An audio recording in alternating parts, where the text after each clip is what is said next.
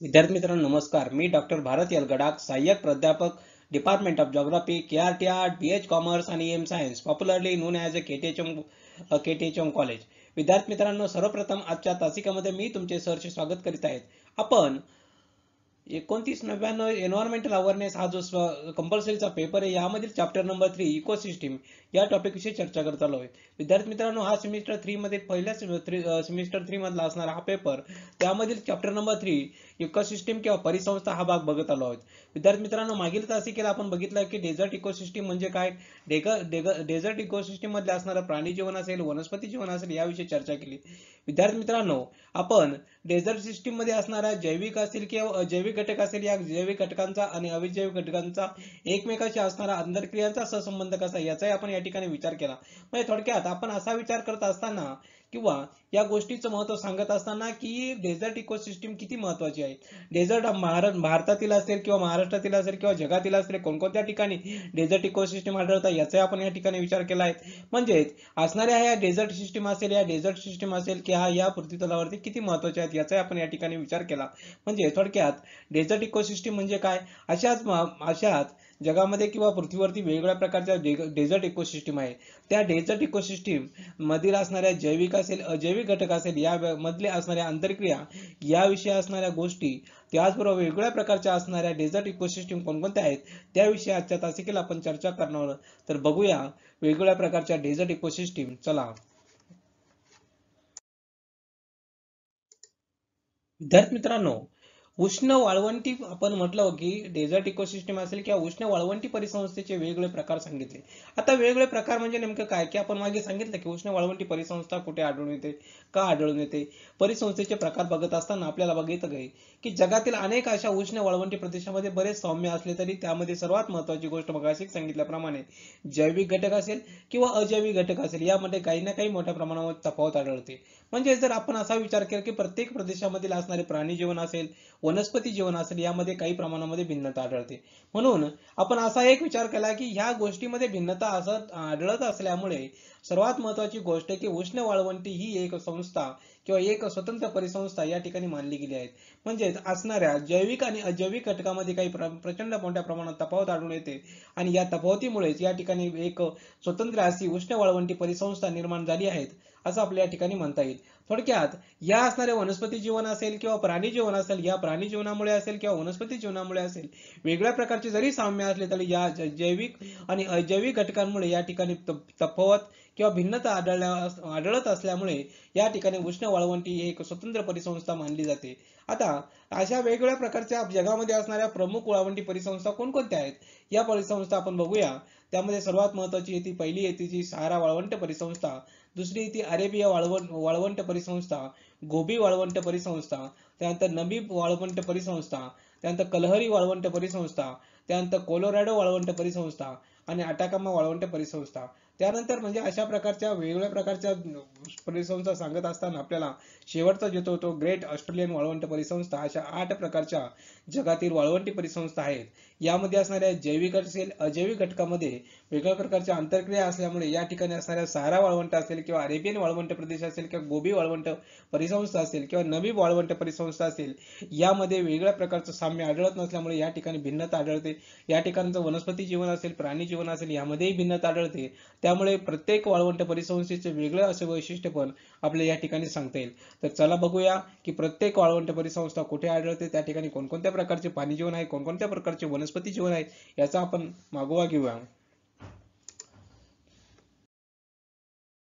आता प्रथम बघूया सहारा वाळवंट परिसंस्था. आता सहारा वाळवंट परिसंस्था बघत असताना सहारा वाळवंट परिसंस्था आपल्याला माहिती आहे की आफ्रिका खंडाच्या उत्तर भागामध्ये आढळते. आता ही जगातील सर्वात मोठी वाळवंटी परिसंस्था आहे किंवा सर्वात मोठं वाळवंट आहे हे आपल्याला माहिती आहे. आता या परिसंस्थेचा विस्तार करत असताना आफ्रिका खंडातील 13 देशांमध्ये झाला आहे, असं आपल्या ठिकाणी नमूद करता येईल. म्हणजे जर आपण ह्या विचार केला की सहारा वाळवंट परिसंस्थेचा, तर ह्या परिसंस्थेमध्ये एकूण क्षेत्रफळ 84 लक्ष चौरस किलोमीटर असून, आता ह्या 84 लक्ष चौरस किलोमीटर असून याचा बराचसा भाग ओसाड, दगडगोट्यांचा आणि डोंगराळ आहेत. तसेच काही पाण्याचे खोल झरे त्या ठिकाणी आढळतात. आणि सर्वात महत्त्वाची गोष्ट की या ठिकाणी सजीव असून विरजित असणे एक वैराग भाग म्हणून या ठिकाणी ओळखला जातो. थोडक्यात अशा या मोठ्या सहारा वाळवंट परिसंस्थेमध्ये बऱ्याच बघितलं तर या ठिकाणी आपल्याला विविधता दिसून येईल. आता जर आपण याही पुढे विचार केला तर काही प्रमाणामध्ये काही ठिकाणी प्राणी असेल, वनस्पती जीवन असेल त्या ठिकाणी चांगल्या प्रकारे विकसित झालेले आढळून येते. आता ह्या परिसंस्थेचा जर विचार केला की ह्या परिसंस्थेमध्ये असेल वाळूच्या टेकड्या असतील, कातळाचा भाग असेल किंवा यामध्ये काही अजिबात काही ठिकाणी आढळत नाही असे आपल्या ठिकाणी नमूद करता येईल. थोडक्यात या गवत असेल किंवा कमी उंचीचे टेस्माक झुडपे असेल किंवा होत असलेल्या भूमीच्या खोचराची लागवड असेल यापासून मोठ्या प्रमाणात काही ठिकाणी सावली मिळवली जाते असं आपल्या ठिकाणी म्हणता येईल. म्हणजे छोट्या मोठ्या झाडांची वृक्षांची लागवड त्या ठिकाणी केली जाते. किंवा येथे युफ्रोबिया किंवा दगडी निवडुंगासारखी वनस्पती वैशिष्ट्यपूर्णरित्या वाढलेल्या असतात. या परिसंस्थेमध्ये सर्वात महत्वाचा जो प्राणी आहे तो म्हणजे उंट या ठिकाणी आणि त्या ठिकाणी असणारे काही सरपटणारे प्राणी किंवा रेप्टाइल्स त्या ठिकाणी आढळतात असं आपल्याला म्हणता येईल. थोडक्यात येथे वाळू खाली राहणारा उघडा मॉलरॅट हा प्राणी वैशिष्ट्यपूर्ण एका रात्री बाहेर निघतो. पक्षी जीवन असेल अभावानेच या ठिकाणी आढळतात. जेथे पाण्याचा आसरा आहे त्या ठिकाणी मेंढपाळ हा व्यवसाय केला जातो. थोडक्यात सहारा वाळवंट परिसंस्थांमध्ये अशा असणाऱ्या वेगळ्या प्रकारचं वैशिष्ट्यपूर्ण त्या ठिकाणी आपल्याला सांगता येईल. थोडक्यात या वाळवंट परिसंस्थेमध्ये आता आपण पुढची परिसंस्था बघूया अरेबिय वाळवंट परिसंस्था. आता अरेबिय वाळवंट परिसंस्था कुठे आढळते तर ती आढळते मध्य पूर्व आशियामध्ये. त्यामध्ये वाळवंट परिसंस्था आढळते. या वाळवंटी परिसंस्थेमध्ये वनस्पती फारच तुटक स्वरूपामध्ये आढळतात आणि काही भागामध्ये तर वनस्पती अजिबात आढळत नाहीत. हजारो किलोमीटर अंतर केवळ वाळू पसरलेली असते आणि हिरवळीच्या प्रदेशात मात्र काही ठिकाणी वनस्पती आढळतात.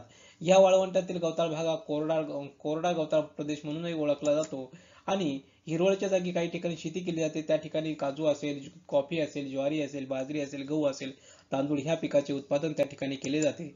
आता या अरेबिय वाळवंटात उंट हा सर्वात महत्वाचा असून हे उंट इतर वाळवंटी परिसंस्थेतील उंटापेक्षा वजनाने हलके आणि चप्पळ आणि उंच पायाचे असतात असं आपल्याला म्हणता येईल. म्हणजे थोडक्यात हे वेगळेपण त्या ठिकाणी असणार असं आपल्याला सांगता येईल. आता ह्या ठिकाणी अरेबिय वाळवंटी परिसंस्थेमध्ये अनेक प्रकारचे सरपटणारे प्राणी आढळतात. त्याचप्रमाणे हिरवळीचा जो प्रदेश आहे किंवा त्या ठिकाणी प्रदेशामध्ये प्रामुख्याने मेंढपाळ हा व्यवसाय त्या ठिकाणी केला जातो. आता त्यानंतर पुढचा परिसंस्था बघूया आपण गोबी वाळवंट परिसंस्था. आता गोबी वाळवंट परिसंस्था ही सर्वात महत्वाची परिसंस्था आहे. ती मध्य आशियातील मंगोलिया व चीन या भागामध्ये आढळते. आता याच भागामध्ये आढळणारी ही परिसंस्था या परिसंस्थेचं क्षेत्रफळाचा जर आपण विचार केला तर क्षेत्रफळ 7.7 लक्ष चौरस किलोमीटर आहे. या परिसंस्थेचा नैऋत्य भाग पूर्णतः वालुकामय आहे आणि पश्चिम भाग अल्ताईन जटिल व उंचावलेले विभंग असे खडक त्या ठिकाणी आढळतात. आता गोबी वाळवंट परिसंस्थेचा जर आपण विचार केला तर गोबी वाळवंट परिसंस्थेमध्ये जवळजवळ वनस्पती नाहीचे. त्या ठिकाणी शेरणी किंवा निवडुंगासारखी काही वनस्पती त्या ठिकाणी आढळतात असं आपल्याला दिसतं. थोडक्यात 2750 मीटर उंचीच्या अल्ताई पर्वतावर किंवा डोंगराळ भागामध्ये स्टेप्स गवत असेल किंवा पर्वतीय वनश्रेणी त्या ठिकाणी आढळतात. आता या गोबी वाळवंट परिसंस्थेचा जर विचार केला तर या परिसंस्थेमध्ये हरिण असेल, सांबर असेल, खारी असेल, त्याचप्रमाणे भटक्या लोकांनी पाळलेल्या मेंढ्या असेल, शेळ्या असेल, गायी असेल, बैल, घोडे, उंट इत्यादी प्राणी संपत्ती त्या ठिकाणी आढळते. म्हणजे थोडक्यात असा आपण विचार करू की या ठिकाणी असणारा उंट हा अतिशय धिपाड आणि बोजाळ अशा स्वरूपाचा आपल्याला आढळून येतो. थोडक्यात गोबी वाळवंट परिसंस्थेचे हे एक वेगळं वैशिष्ट्य आपल्याला सांगता येईल. गोबी वाळवंटात गेलं तर आपण 2 मदारीची जेमतेम 500 बॅटरीगन उंट शिल्लक आहे. तर तेथील जीवनाला चांगले आणि अनुकूल झाले असं आपल्याला म्हणता येईल. म्हणजे गोबी वाळवंट परिसंस्थेचे हे वेगळेपण वैशिष्ट्यपूर्ण आपल्याला सांगता येईल. आता त्यानंतर पुढे जाऊया आपण नमीब वाळवंट परिसंस्था. आता नमीब वाळवंट परिसंस्थेमध्ये बघितलं तर ती दक्षिण आफ्रिकेच्या पश्चिम किनाऱ्यावर नमीब वाळवंट परिसंस्था आहेत असं आपल्याला म्हणता येईल. थोडक्यात या ठिकाणी जास्त रात्री जमीन थंड झाली की आसपासच्या जोरदार सागरावरून धुके पसरत येते आणि काही वनस्पती आर्द्रता शोषून घेतात आणि त्याचा फारसा उपयोग होत नाही असं आपल्याला म्हणता येईल. काही ठिकाणी जमिनीत शिरत नाही तर सकाळच्या उष्णतेने बाष्पीभवन लगेच निघून जातात. परंतु नमीब वाळवंटातील वेलविटाशिया ह्या वनस्पती मात्र सागरी धुक्याचा फायदा घेऊन त्या ठिकाणी मोठ्या प्रमाणात त्यांचा फायदा होतो. या वनस्पतीला प्रचंड टर्निप सारखे एक फुगीर मुळे असते. त्यावर फक्त 2 पाने येतात आणि या टोकाशी फाडतात, जिरतात, तरीही हजारो वर्ष वाढत राहू शकतात असं या ठिकाणी असणाऱ्या वनस्पतीचं वैशिष्ट्य आहे. आता थोडक्यात नमीबमधील वाढणाऱ्या या विटलकरिता मात्र आर्द्रता फारच उपयुक्त असते. कारण बिटल वालुधावर चढतात, डोके खाली वाकून पाठ हवेत वर उचलतात, त्यामुळे धुक्यातील बाष्पाचे व त्याच्या शरीरावर थेंब बनवतात आणि तोंडाच्या बाजूच्या पन्हाळीसारखी भागातून गरगळून तोंडात जातात. असे आपल्या या ठिकाणी असं वेगळं म्हणता येईल थोडक्यात या नवी वाळवंटी परिसंस्थेचं. आता पुढे बघूया कलहरी वाळवंट परिसंस्था. कलहरी वाळवंट परिसंस्था बघितली तर दक्षिण आफ्रिकेच्या विषुववृत्ताच्या दक्षिणेस 900 मीटर उंचीवर विस्तृत वाळवंटी प्रदेश असून त्याला कलहरी वाळवंट असं आपल्या या ठिकाणी म्हटलं आहे. आता या वाळवंटाचा बहुतांश भाग हा सहारा वाळवंटासारखाच ओसाड सुनसान आहेत. तसेच या ठिकाणी असणाऱ्या पर्जन्याचे प्रमाण अधिक असून या ठिकाणी वाळवंटी ही सरोवरे आढळत असतात.